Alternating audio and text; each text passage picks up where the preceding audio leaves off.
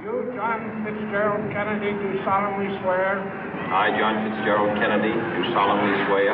That you will faithfully execute the office of President of the United States. That I will faithfully execute the office of President of the United States. And will, to the best of your ability.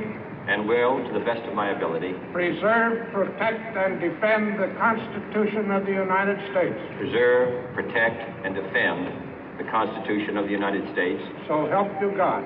So help me God.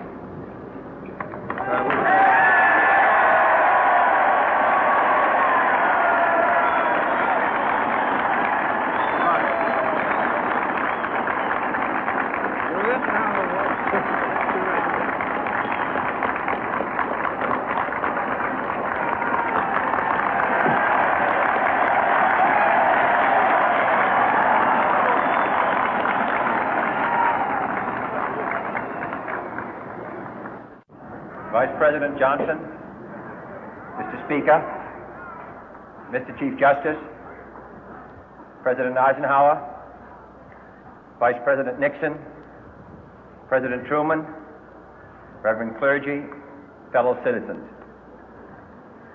We observe today not a victory of party, but a celebration of freedom, symbolizing an end as well as a beginning, signifying renewal as well as change.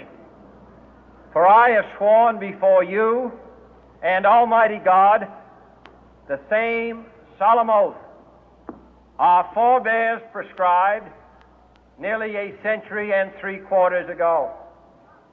The world is very different now, for man holds in his mortal hands the power to abolish all forms of human poverty and all forms of human life. And yet the same revolutionary beliefs for which our forebears fought are still at issue around the globe. The belief that the rights of man come not from the generosity of the state, but from the hand of God. We dare not forget today that we are the heirs of that first revolution. Let the word go forth from this time and place to friend and foe alike that the torch has been passed to a new generation of Americans born in this century, tempered by war, disciplined by a hard and bitter peace, proud of our ancient heritage, and unwilling to witness or permit the slow undoing of those human rights to which this nation has always been committed and to which we are committed today at home and around the world.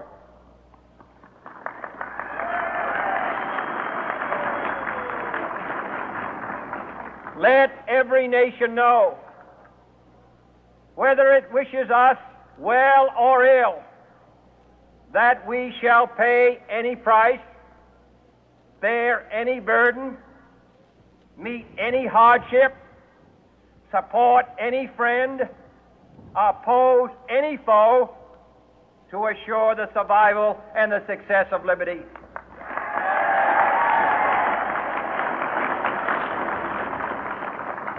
This much we pledge and more.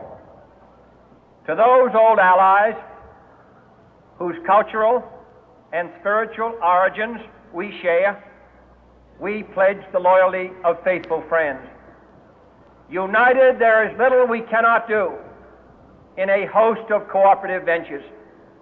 Divided, there is little we can do, for we dare not meet a powerful challenge at odds and split asunder. To those new states whom we welcome to the ranks of the free, we pledge our word that one form of colonial control shall not have passed away, merely to be replaced by a far more iron tyranny. We shall not always expect to find them supporting our view, but we shall always hope to find them strongly supporting their own freedom, and to remember that in the past, those who foolishly sought power by riding the back of the tiger ended up inside.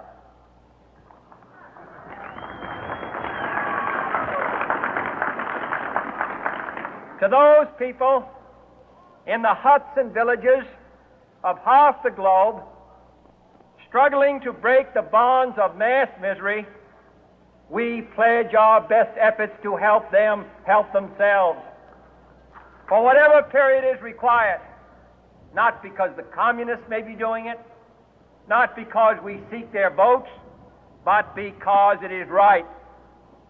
If a free society cannot help the many who are poor, it cannot save the few who are rich.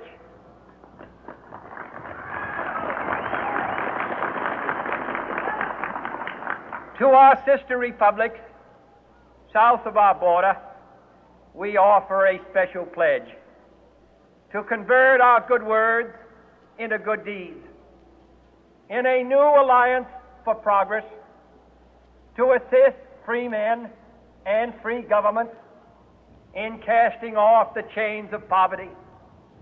But this peaceful revolution of hope cannot become the prey of hostile powers. Let all our neighbors know that we shall join with them to oppose aggression or subversion anywhere in the Americas. And let every other power know that this hemisphere intends to remain the master of its own house.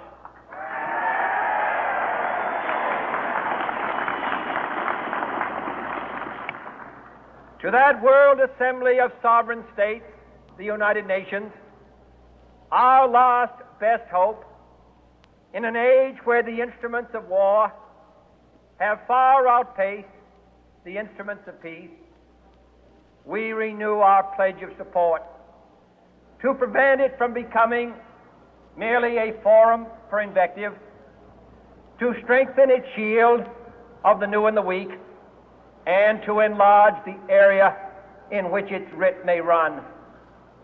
Finally, to those nations who would make themselves our adversary, we offer not a pledge, but a request that both sides begin anew the quest for peace.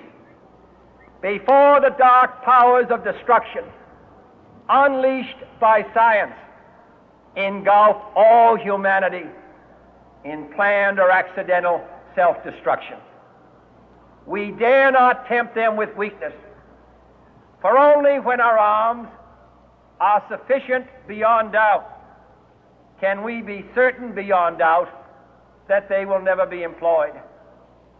But neither can two great and powerful groups of nations take comfort from our present course, both sides overburdened by the cost of modern weapons, both rightly alarmed by the steady spread of the deadly atom, yet both racing to alter that uncertain balance of terror that stays the hand of mankind's final war.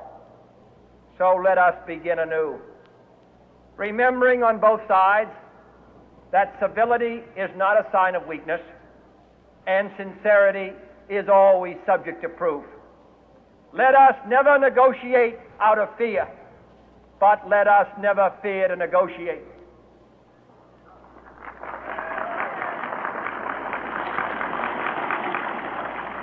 Let both sides explore what problems unite us, instead of belaboring those problems which divide us.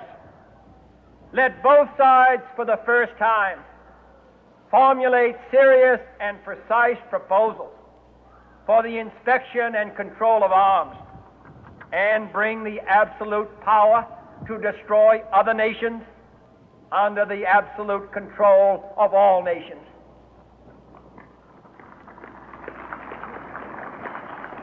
Let both sides seek to invoke the wonders of science instead of its terrors. Together, let us explore the stars, conquer the deserts, eradicate disease, tap the ocean depth, and encourage the arts and commerce. Let both sides unite to heed in all corners of the earth the command of Isaiah to undo the heavy burden and let the oppressed go free. And if a beachhead of cooperation may push back the jungle of suspicion, let both sides join in creating a new endeavor, not a new balance of power, but a new world of law, where the strong are just and the weak secure and the peace preserved. All this will not be finished in the first 100 days, nor will it be finished in the first 1,000 days, nor in the life of this administration, nor even perhaps in our lifetime on this planet. But let us begin.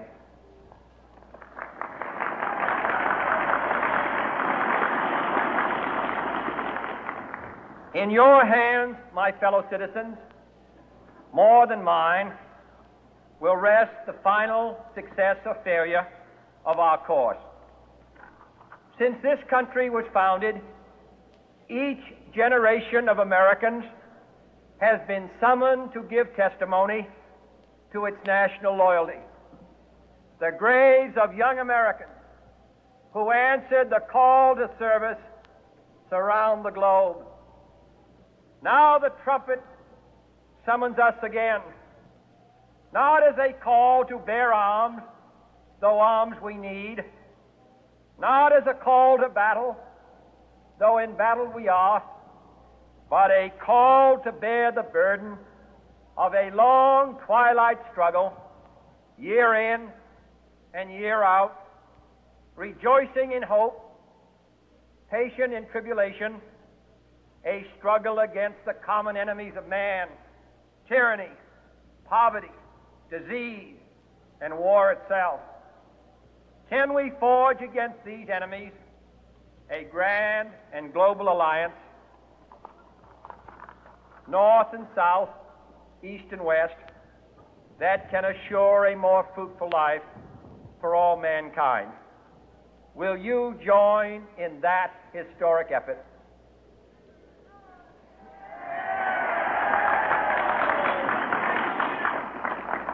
In the long history of the world, only a few generations have been granted the role of defending freedom in its hour of maximum danger. I do not shrink from this responsibility. I welcome it.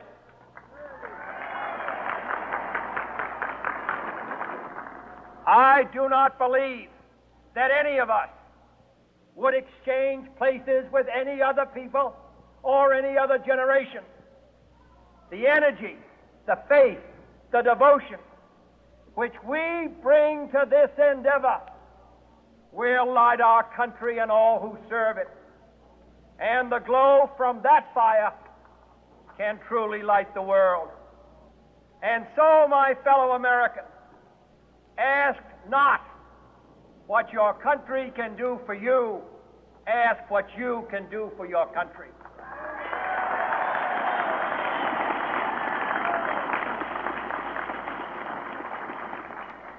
My fellow citizens of the world, ask not what America will do for you, but what together we can do for the freedom of man.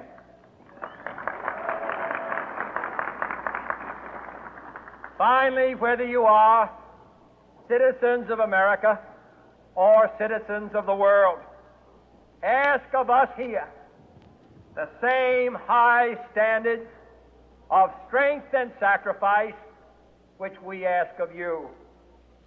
With a good conscience, our only sure reward, with history the final judge of our deeds, let us go forth to lead the land we love, asking His blessing and His help, but knowing that here on earth God's work must truly be our own.